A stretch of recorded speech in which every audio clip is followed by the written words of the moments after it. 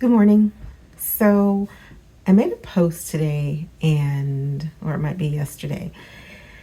And one of the things that I point out is that a lot of the noise that is constantly being pushed towards us mutes our voice. And I talked in my live yesterday about how underneath all of the noise, our voices are trying to tell us what's the best course of action. And so many people are consumed right now with noise. And we're always consumed by noise, but it's particularly loud these days.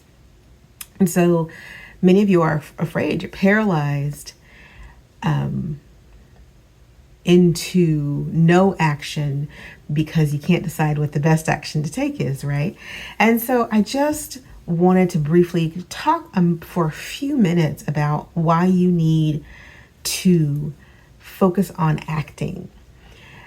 The ideas, the planning, all of the reading and the scrolling and the researching, those are wonderful until they're just distractions that you're using to shield you from the reality that you're not doing anything. And I understand being afraid to do things, but fear is a muscle, courage is a muscle that has to be flexed. Like we have to continually flex our muscles to get them to grow stronger, to get them to be leaner, to get them to get definition. In order for our bodies to be reshaped, we have to do something over and over and over again. The same thing is true for your life right now. In order for your life to be reshaped, reimagined, re-envisioned outside of the noise that is going on, you have to flex and reflex and flex again your courage. It is really difficult some days to determine what is your intuitive leaning about something or your gut instinct about something, whatever words you choose to use. We all have this ability. And what is just somebody else's because you've been swimming in the noise of the world for all day. And so we get blunted, right? We get numb to our inner voice. We get numb to our focus. We lose attention. Our lives get blurry and we become robots. We go on autopilot. And I understand that's really easy to do, especially because every day the news just brings more and more information. But remember, I've said that part of the consequence of the shock and awe of the world is to numb you into thinking that this is all there is, that there's nothing else I can do, so I might as well just endure the waves as they're coming. Baby, you've got a boat to build. But the only way that you're going to be able to build that boat is if you stop listening to voices outside of yourself. You have to start flexing your courage. You have to start flexing that muscle and allowing your heart to get into rhythm with peace. And that is not as difficult as it sounds, but it's a difficult choice to make every day. It is a difficult choice to say, I am not going to engage in this because I have to focus on my peace. I have to focus on what's next for me. I have to focus on keeping my family intact. I've got to focus on building in this moment what I need to make sure that we're okay and the rest of the moments to come, right? Because in the moment, it is easy to think that the world is simply falling apart.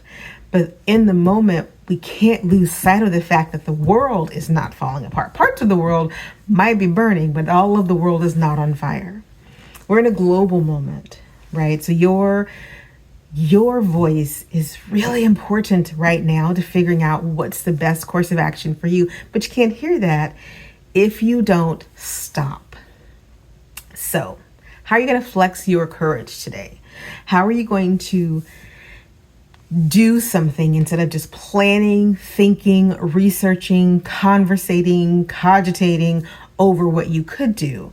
What is one thing that you could do now that would get you and your ability to think more clearly pushed towards the forefront, right?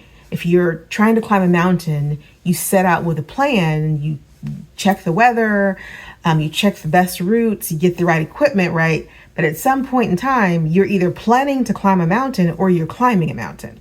And the more time you spend planning to climb that mountain, the better you might be at climbing that mountain. But too much time spent planning to climb that mountain means you're not actually climbing the mountain, right? How many pages of plans do you need before you start doing X, Y, and Z? How much courage does it take to take that first step, to put boots on the ground in front of the mountain, as opposed to sitting at home looking at pictures of that mountain? Now, I am not telling you that this is easy, but ladies, when has anything ever been given to us? When have we not had to snatch sometimes what we want from people who are desperately trying to hold on to it so that we don't get ahead? At this point in your life, through the life transition that you're going through, it's important to recognize that you don't have to snatch anymore. You can simply choose. If somebody doesn't want to give you that which supports your peace, let them keep it. Let them have it. Go your own way. Great song by Fleetwood Mac, by the way. You go your own way. You call it a loss. You flex your courage muscle and say, if you don't want me to have that, I will go make it myself in a way that honors me and in a way that it belongs to me. The journey up the mountain is solitary, even if you're in a group. Your path is yours, even if you're traveling in a pack. Your choices to keep yourself on that path are individually and uniquely yours, even if you're traveling with other people. That is true for climbing a mountain, and that is true for getting through this moment.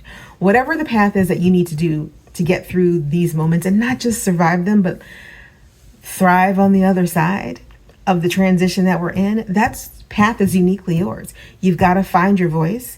You've got to listen to it. You can make the plan, but then you also have to act. If you're looking for a place to have that conversation and get some guidance on the best way to cut through that noise and act instead of just planning and planning and planning, Saturday I'm running Life Reimagined workshop from 11 to 12 Central Standard Time, 1 hour, 58-ish minutes, where I guide you through my process that I've used with my clients to go from A, not to B, but to Z, and find your voice. Remember who you are, chart your path, and then get in your car and start driving. It's Dr. Sasheen. Please leave a like, subscribe, and share the video for those who might think to hear it, and I'll talk to you soon. Bye now.